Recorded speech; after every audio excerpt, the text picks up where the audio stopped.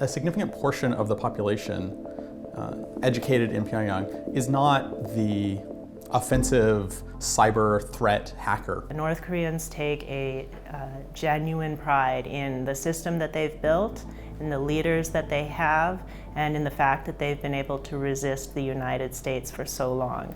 This is not something that the state is manufacturing or propping up. This is a very real public sentiment, and in order to make inroads with them in any negotiation, you must be willing to respect their pride.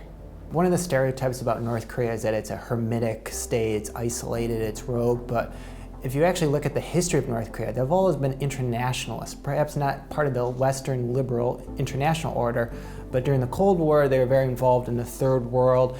Kim Il-sung visited a number of African countries. He also visited Vietnam 2 times. In the late 1950s and early 1960s. Che Guevara, the famous Cuban revolutionary, visited Pyongyang in the early 1960s. So North Korea, it really was part of it was at the intersection of the socialist second world and the anti-colonial third world. So I think that we like to think of North Korea as isolated, but they've always been actually paying attention to global trends and international political dynamics. We looked at a bunch of computer science textbooks that have been translated into Korean within North Korea.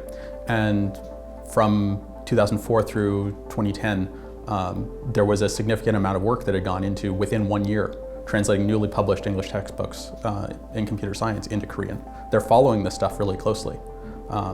I think more so than we would really imagine normally, and that what we see as isolation is actually just the lack of information coming out, not information going in. I was able to use computers and the internet while I was in North Korea.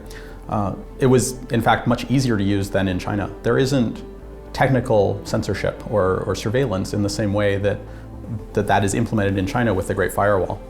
Rather, most of the access controls that you find in North Korea are physical.